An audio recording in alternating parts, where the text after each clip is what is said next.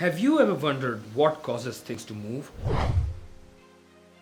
And how they move? Let's find out in this video on forces and motion. In many important situations, we need to know the location or position of an object.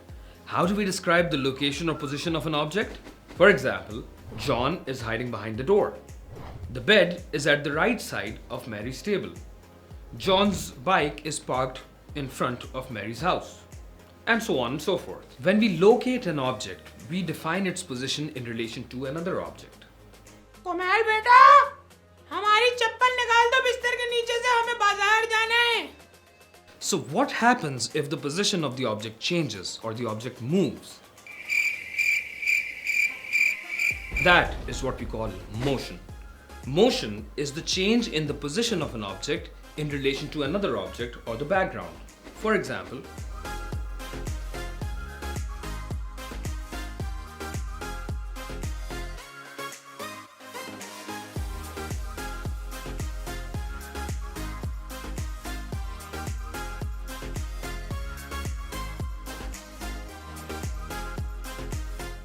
but what if the vase moves? Oh no! Things become very confusing. We need the vase to remain fixed because the vase is our reference point. A reference point is something that remains fixed from which we can refer to an object's change in position.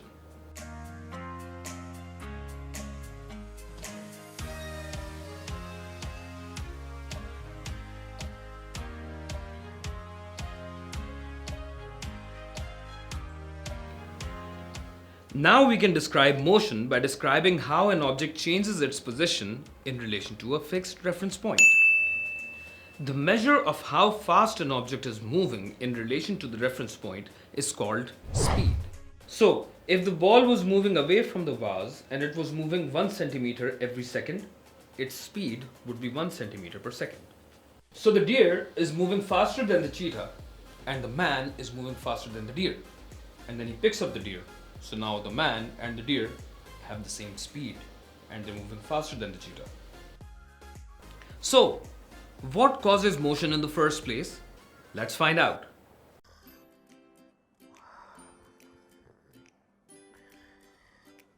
Asad, saucer La.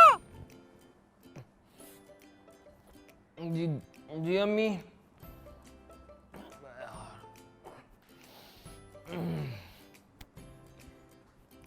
Saucer क्यों चाहिए? 21वीं सदी में saucer कौन इस्तेमाल करता है? अजीब। भाईजान, हाँ, ये लो। आज मैंने क्या सीखा? क्या? मैंने सीखा कि फोर्स लगाने से हम लोग कोई भी चीज हिला सकते हैं। क्या बात कर रही हो भाई? फोर्स कुछ नहीं होता। हमें चीजें हिलानी होती है, हम ऐसे ही हिला लेते हैं अपने हाथ से। पता नहीं किन चक्करों में पड़ गई हो, पढ़ाई पे अपनी फोकस किया करो। भाईजान, आपने अपने हाथ से ही तो फोर्स लगाई है। क्या बात कर रही हो? देखिए, जब ये सॉसर यहाँ रखी हुई थी तो रखी रही ना। हाँ। जब आपको उठानी थी तो आपने क्या किया? ऐसे उठा ली, हिला ली। अरे तो भाईजान, देखिए, आपने अपने हाथ से फोर्स ही तो ली है। अच्छा, और ये ऊपर इसलिए आई है क्योंकि मैंने ऊपर फोर्स लगाई है।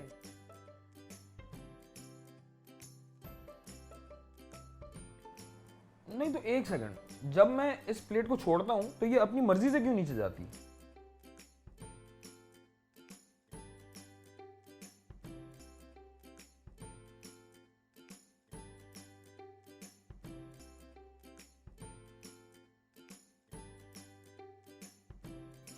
आसाद, सुबुल, भागो।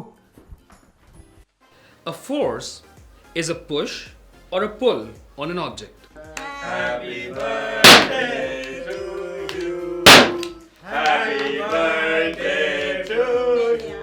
अरे भाई सारा अकेले खा जाएंगे क्या? Forces can actually do many things. Forces can change the shape or size of an object. When enough force is applied, you can either expand or compress an object.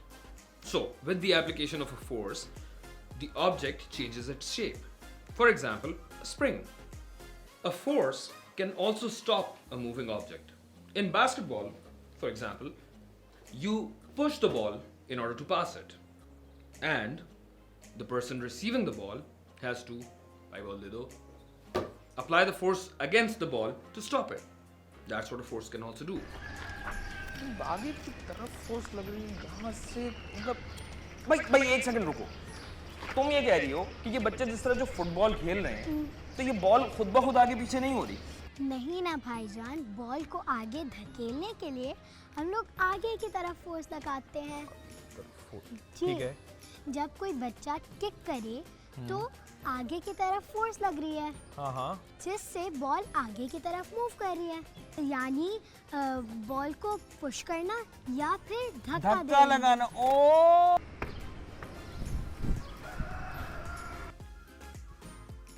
तुम लोग कह रही हो फोर्स लगाने से चीजें आगे बढ़ती हैं, ये तो इतना सा आगे बढ़ी। इसलिए क्योंकि आपने कम फोर्स लगाई, ज्यादा आगे बढ़ाने के लिए आपको पीछे जाना पड़ेगा। ओ अच्छा, इतना सही है? नहीं, और पीछे और पीछे और पीछे, बस और पीछे। इतना काम क्यों करा रही हो मुझसे? इसलिए क्योंकि ज्यादा फोर्स लगाने के लिए ज्यादा काम यानी वर्क करना पड़ता है। ओ अच्छा, ओके ओके। तुमसे ना हो पाएगा।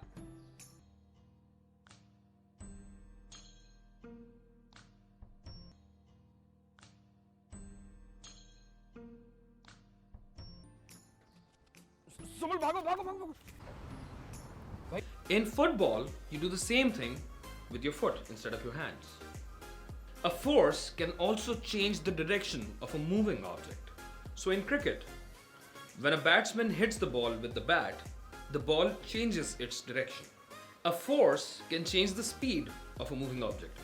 So in the cricket example, if the bat is swung with a greater amount of force, then the ball gains a lot of speed, or its speed changes by a larger amount because of a larger force. A force is always applied in a certain direction.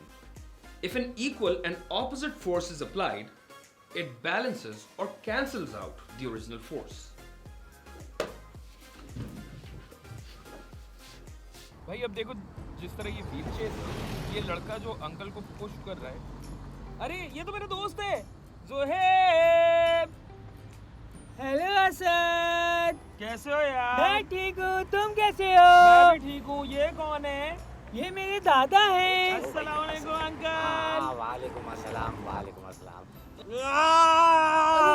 Sorry दादा, नांजार, हमें गिराओगी क्या तुम? मैं आपको निकालता हूँ। बेवकूफ आदमी। असद, हाँ, यार थोड़ी सी हेल्प कर दो, आगे से फोर्स लगा दो, मेरे दादा फंस गए हैं यार। फोर्स लगानी है? मैं आता हूँ, मैंने सीखा है अभी।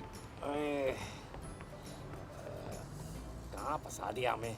चलो पुश करें।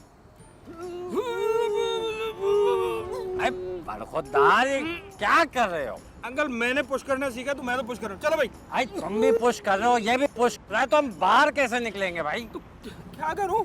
अरे पुल, काला पुल। साथ। ओहो असद भाई, पुल का मतलब अपनी तरफ खींचना। ओ अच्छा, चलो भाई पुल करो। चलो भाई। अरे क्या कर रहे हैं ये बच्चे? क्या क्या करें? क्या? ओहो जुहेब भाई, आप पुश करें और असद भाई आप पुल करें। इससे होगा क्या? अरे हम बाहर निकल आएंगे, ये होगा। अच्छा, मतलब नेट फोर्स एक डायरेक्शन में हमें लगानी है। ओ हाँ। चलो भाई चलो। चलो भाई, चलो चलो चलो।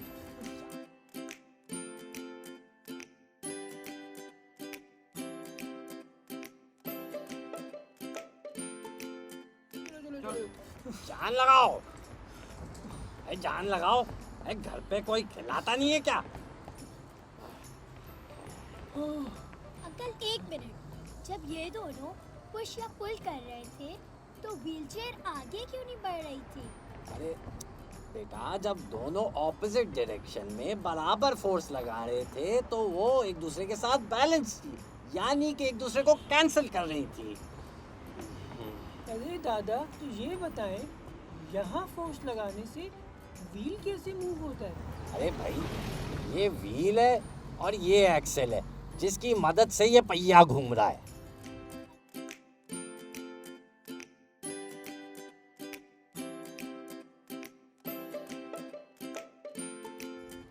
अच्छा, तो ये मशीन है।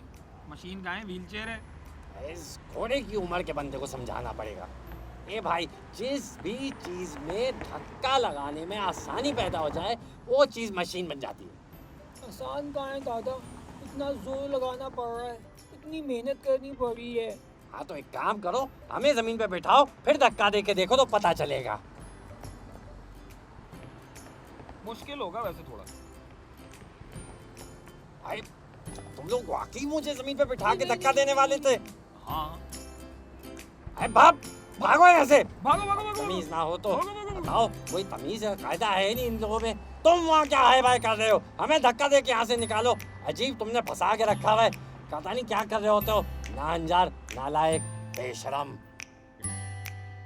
There are two main types of forces: non-contact forces and contact forces. Non-contact forces are forces that are exerted by bodies that are not in contact. Gravitational force is an example of a non-contact force. Magnetic force is an example of a non-contact force. Gravity is a natural phenomenon due to which masses come towards each other or they attract each other. Sir ये natural phenomenon क्या होता है? By natural phenomenon is anything that occurs naturally. For example, lightning, thunder, waves, वगैरह वगैरह. The force due to gravity is called the gravitational force. Gravitational force is the force due to which planets draw objects towards their center. So for example, when an object falls on Earth, the Earth pulls that object towards its own center. That particular force on Earth is called the object's weight.